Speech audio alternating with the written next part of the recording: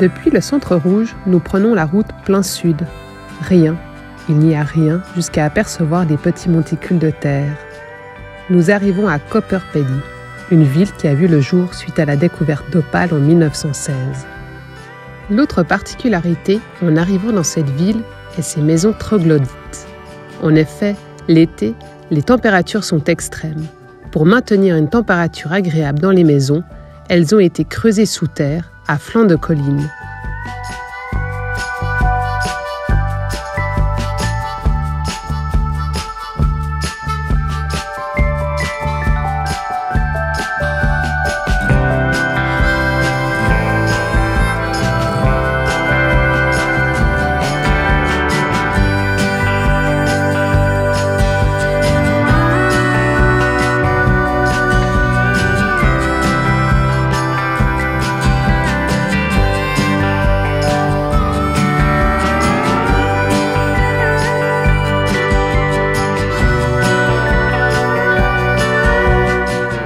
Cette première mine a été creusée à la main. Selon la corpulence de la personne, les tunnels sont plus ou moins grands.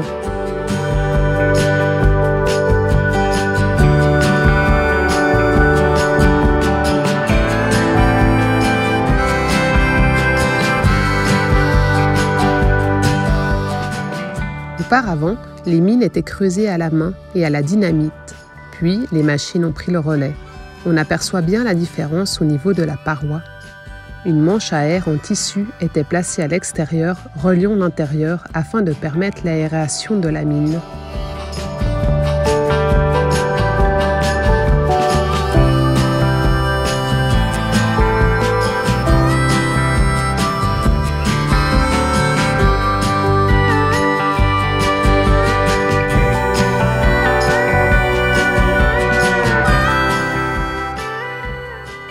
Comme vous l'avez vu, on est à Copper Pedy.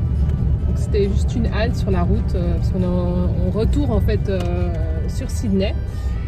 Et donc c'est une ville qui a été créée parce que ils ont trouvé de l'opale ici. Donc c'est apparemment une des villes-villages, hein, parce qu'il y a combien d'habitants déjà? 1700. C'est un village, une ville qui est mondialement connue en fait, hein, vraiment pour son opale. Donc on a été voir un petit musée super intéressant, c'est vraiment bien. Et voilà, donc là on reprend la route et puis on continue notre descente sur Sydney. I remember the days, all those years ago that never fade away. Petit à petit, nous quittons la terre rouge et la chaleur pour gagner en verdure, mais perdre en chaleur. Nous traversons toute une zone de lacs salés et nous retrouvons des paysages similaires à chez nous. Through the old streets, trying to turn back the clock to the days of old. Back to the days when all the things we knew were made of gold. Je filme. Bon, après plus de 2000 km, ce matin on se réveille. Donc là on est bien descendu, hein. On a vraiment bien avancé dans le retour sur Sydney. Et ce matin au réveil, on sentait que dans le dodo, dans le lit, ça penchait un peu. Et en fait le pneu est à plat. Donc notre réparation a tenu plus de 2000 km. Et là on a trouvé un endroit pour aller la réparer. Voilà, ils posent un patch. Et puis voilà, c'est reparti.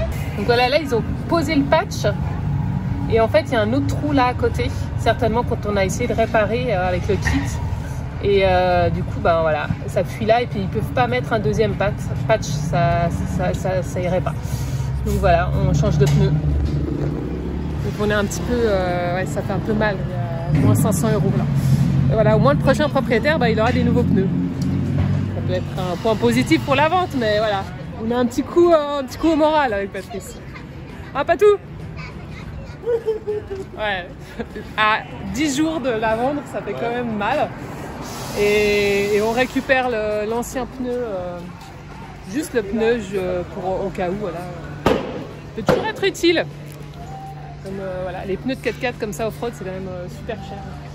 Voilà, la paire, on est à peu près à 500 €. Voilà. Bon, on va payer maintenant.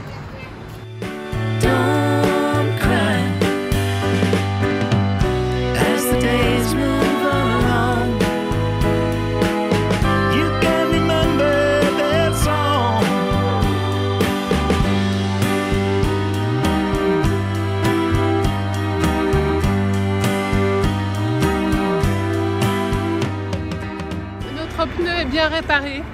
Eh oui. Et pour... Il est plus que réparé, il est neuf. Et pour plonger notre chagrin. Non, on n'est pas plongé. Non, on a été dégusté. Là, on a bu du vin. Non. Non, mais on est dans la région, en fait, juste à côté d'Adélaïde, on est dans la région de la Barossa Valley et aussi l'Eden Valley, oui, qui sont très connus en fait pour leur vignoble. Et là, on vient de se faire une petite dégustation, donc on vous a montré l'entrée. On peut vous montrer la photo juste, parce qu'après on a lâché prise, on n'a pas filmé en fait. Non, et on n'a fait que boire et manger. C'était très chouette. Une petite bicoque. Très jolie, comme ça. On ne sait pas de quelle époque ça... C'est très très joli, je ne sais pas si c'est victorien. Bref, ça a beaucoup de charme. Le village a beaucoup de charme. Oui. Et voilà, et en fait c'est assez particulier parce qu'on vient du nord, donc c'est inversé bien sûr. Hein. On sort de l'hiver ici. Quand on est au nord, on est à la chaleur. Quand on est au sud, il fait froid. Donc on revient du nord et... on est au printemps. Et c'est bizarre, en fait, c'est comme si pour nous, c'est comme si c'était l'été, le nord, alors que eux, c'était l'hiver quand même. Très, et on arrive là dans le sud, et en fait, ils sont au printemps, donc plutôt qu'aller dans l'automne, bah du coup, on va au printemps, on repart en arrière. C'est assez déstabilisant. Tous les arbres sont en fleurs, c'est très beau. Donc voilà, pour ces petites parenthèses, donc on est toujours en route vers Sydney. Demain, on passe une journée à Adélaïde. Camille, on traverse la route. On passe une journée à Adélaïde, on a décidé donc de descendre jusqu'à Adélaïde pour après se diriger sur les Blue Mountains à 2 heures de Sydney pour retrouver nos amis. Passer quelques jours là-bas, tous ensemble. Donc voilà, au moins on continue, demain on se retrouve à Adélaïde.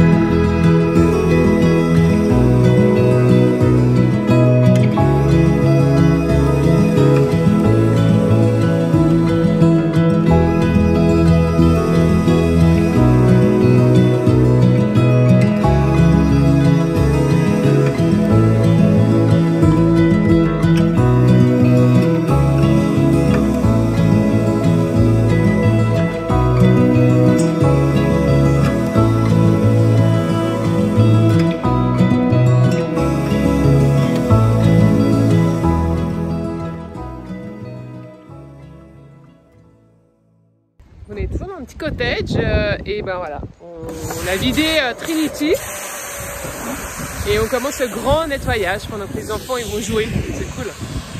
profite de cet endroit, c'est plus facile pour faire. Donc voilà, toutes nos affaires sont vidées. Et donc c'est très très sale. Hein. Voilà. Du boulot, hein. Je vous laisse.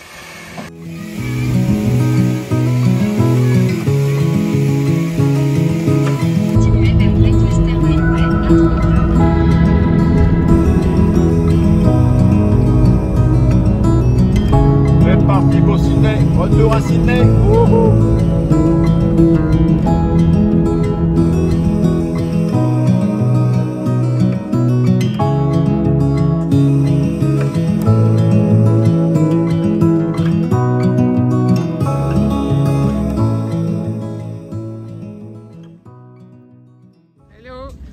Vous n'avez pas repris depuis notre retour à Sydney, parce qu'en fait on avait envie de faire une petite, voilà, se poser puis parler un petit peu. Bon, on n'a pas eu le temps de le faire et là on est à 2 semaines de partir et en fait ce matin il y a notre amie qui nous dit, je crois que Trinity a un petit problème, donc elle est garée dans la rue et en fait elle s'est pris un gros pet à l'arrière, donc on a vraiment des boules. Et en fait, il n'y avait aucun mot sur le pare-brise, rien du tout. Donc on s'est dit super, on a regardé nos assurances, on n'est pas assuré pour ça. Parce qu'en fait, l'assurance est obligatoire pour tous les véhicules. Donc on s'est dit, bah, s'il y a quelqu'un qui nous rentre dedans, bah, voilà, ça sera bon. Nous, si on rentre dans quelqu'un, ça sera bon aussi. Mais on n'avait pas vu l'option, bah, elle est parquée. Et on rentre dedans et quelqu'un, la personne qui rentre dans la voiture part. Donc c'est ce qui s'est passé. Et en fin de compte, on est retourné voir s'il n'y avait pas des caméras de surveillance et tout ça. Et entre temps, il y avait un petit papier qui a été posé sur le pare-brise. Et c'est une personne qui a vu en fait ce qui s'est passé. Donc c'est un bus qui nous est rentré dedans en tournant, en faisant une marche arrière. Je vous montre quand même. Je ne sais pas si on voit bien, mais voilà, elle est toute enfoncée. Le phare qui est cassé, donc c'est vraiment la grosse news. Hein. Ouais, à 2 semaines de partir. Donc ça va être chaud là, il faut qu'on trouve. Le problème c'est qu'on a été, Patrice a été à la police. Ouais, mais ça va prendre plusieurs semaines avant de retrouver la compagnie, retrouver la personne, le conducteur, faire les témoignages, etc. Bref. Donc on sera plus en Australie. Donc voilà, là on va déjà voir cet après-midi chez un carrossier. Combien ça peut coûter et après je sais pas, on va viser, on sait pas trop quoi faire en fait. Donc on va regarder tout ça puis on verra. On revient vers vous expliquer. Mais bon. De toute façon ouais, c'est comme ça. Pas de bol quoi. T'as pas de chance. Voilà. Bon, on se retrouve un peu plus tard. Là on va aller voir les carrossiers. Je vous reprends un petit peu donc pour continuer en fait de vous expliquer. Donc on a été faire un devis chez un carrossier, donc c'est vraiment juste la carrosserie hein, qui a été endommagée. Ça nous revenait à plus de 1 000 €. Donc on ne savait pas trop quoi faire. En même temps on a été voir en fait des acheteurs de voitures, voilà, qui payent cash la voiture. On n'a pas eu vraiment de réponse. On en a eu un qui en ligne. Et en fait, lui disait que voilà, il nous en donnait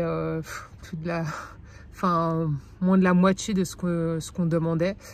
Donc voilà, on ne savait pas trop. On l'a mis à un certain prix à 26 000 $, mais en fait, on n'avait pas trop de touches.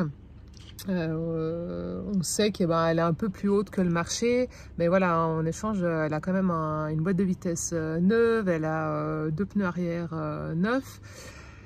Donc voilà, on savait pas trop quoi faire et puis pour finir on s'est dit bon, de toute façon on va faire réparer la carrosserie parce qu'on trouve encore correct par rapport voilà, il faut quand même enlever tout l'arrière puis le refaire. On trouvait que c'était plutôt correct le prix et on espère avec la déposition qu'on a fait à la police et voilà, on espère que la compagnie, l'assurance de la compagnie de bus va quand même rembourser, même si on n'est plus dans le pays et qu'on a fait les travaux avant en fait d'avoir une réponse, parce qu'il faut qu'on aille vite.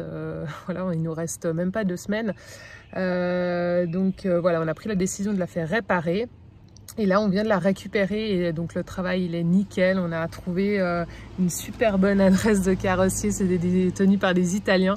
C'est vraiment chouette. Donc, ils vont nous faire, voilà, on a toute la facture, le devis avant, la facture par rapport à ce qu'on a réparé. Et on a un petit espoir de pouvoir se faire rembourser. Sinon, voilà, c'est pour notre pomme. Et donc, en même temps, on a baissé le prix de la voiture. Parce que de toute façon, il faut qu'on s'en débarrasse et voilà, on vendra forcément à perte. Mais après, on se dit par rapport à tout ce qu'on a fait avec, voilà, avec une voiture de location, on n'aurait jamais pu faire ça.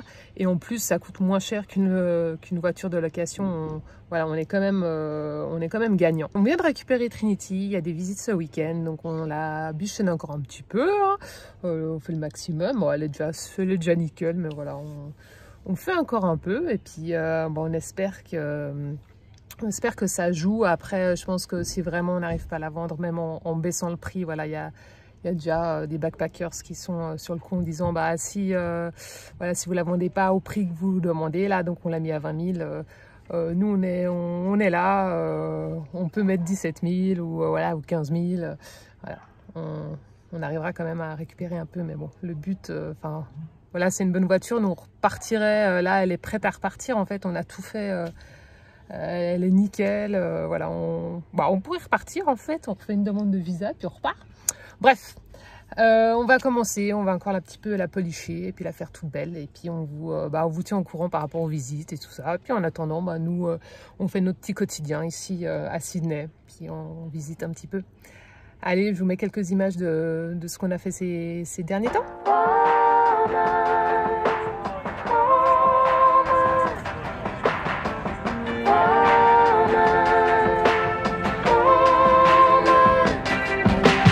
Friday night, yeah, I'm going out to forget how he did me wrong. Triple crowns packed, but I'm alright. Gonna let myself let go. I didn't live up to his standards, but he didn't come close to mine. I was too much for him to handle. Yeah, right. I wasn't his kind of a woman. Didn't fit into his mold, but I don't need his approval, so he can't mind his own. I'm blessed like that, 'cause I feel good in my skin. I don't need a man to tell me I'm the shit. Thank God that it's over, 'cause all I need to be is my kind of a woman. My kind of a woman. Friday night, center of the crowd, I'm forgetting how he did me wrong. I'm shooting jack with my ladies, flirting with strangers, baby, I'm on fire now. I didn't live up to his standards, but he didn't come close to mine. I was too much for him to handle. Yeah, right. I wasn't his kind of a woman. Didn't fit into his mold, but I don't need his approval, so he can't mind his own. I'm blessed like that, 'cause I feel good in my skin. I don't need a man to tell me I'm the shit. Thank God that it's over. On a passé vraiment des super moments. C'était magnifique, superbe. Donc on la remercie Ouais, chaleureusement. elle a fait le job. Voilà, on la rend dans quelques minutes à son futur propriétaire. Well done! Ça y est, donc on a quitté Trinity. Eh oui, elle est vendue. Elle est partie avec un nouveau propriétaire. Il prend sa retraite dans un mois, donc il va bien en profiter. On a eu un peu chaud quand même, hein. On a eu peur de ne pas réussir limite. à la vendre. Bon, on aurait trouvé, mais vraiment, voilà, pas la brader quoi. Ouais, là au moins, voilà. Donc Je ça sais s'est qu'elle part. fait assez rapidement en fait. Petit conseil, parce qu'on se dit tout le temps, les affiches qu'on met sur les vitres de la voiture et tout ça, ça sert à rien. Eh ben, là, Détrompez-vous. c'est comme ça que ça a marché. Donc on a garé la voiture dans la rue et juste devant chez la personne qui nous l'a acheté. Donc quand il est descendu, il est tombé dessus et il nous a appelé direct. En moins de 24 heures, c'était fait. Ouais. En fait, c'est très rapide. Il nous a fait un premier raconte. Et le lendemain, il nous a fait un acompte sans avoir la voiture, enfin le reste de la totalité de la somme. Donc ça, c'est assez, c'est une belle leçon pour nous. Ouais, il y a une très forte confiance. Déjà en Nouvelle-Zélande, on avait vu ça. Donc je pense qu'on peut prendre un peu de graines par rapport à ça. C'est clair. On est toujours un peu trop suspicieux. Je parlais aussi avec des amis aussi, peut-être en Europe, on est plus suspicieux, en France ou en Suisse. Mais là, c'est tout sur la confiance avec les gens. C'est juste incroyable. Donc on est super content de finir cette étape en clôture à quelques jours du départ. Et vous demandez un petit peu si on y a gagné ou pas. Alors on l'a vendu exactement au même prix qu'on l'a acheté, sachant qu'on a mis quand même l'embrayage et la boîte de vitesse neuve, des pneus neufs arrière. Et après voilà. Les freins, des trucs, voilà. Après c'est de l'entretien, mais un 4x4 ça demande pas mal d'argent à entretenir. Pour l'entretenir, Donc en fait, on a doublé les dépenses à peu près. En comptant les assurances, en comptant vraiment tout. Après, il y a pas mal de taxes à payer quand tu achètes ton véhicule, quand tu le revends, il y a des taxes aussi. Sachant que tu le vends avec l'assurance aussi, donc tu payes l'assurance. Pour la prochaine personne. Mais bon, la personne d'avant nous l'avait payé. Par contre, 6 mois, nous, on a payé pour un an. Après, ça peut être un argument de vente. Voilà, exactement. On s'est posé la question si on aurait mieux fait de louer, en fin de compte. Mais non, parce que alors financièrement non, parce que ça c'est quand même revenu un petit peu moins cher qu'une location sur une durée aussi longue de plus de 5 mois. Et surtout, on n'aurait pas pu faire ce qu'on a fait. Et voilà, on aurait été limité dans les endroits où on aurait pu aller. Donc il y a plein de choses qu'on n'aurait pas pu faire avec un véhicule de location. On s'est posé aussi la question si on avait investi un peu plus cher dans un véhicule. Alors ils sont très Toyota, les Australiens, peut-être aussi en boîte de vitesse automatique. Donc on s'est posé la question si on avait investi beaucoup plus dans une Toyota, est-ce que on aurait mieux revendu? Peut-être, mais pas sûr. En perdant moins. Par contre, vu que ça aurait été un véhicule très cher, on n'aurait pas fait non plus tout ce qu'on a fait, dont la All Telegraph Truck, qui aurait quand même bien... ça aurait été dommage de ne pas la faire. Ouais, là on est super content.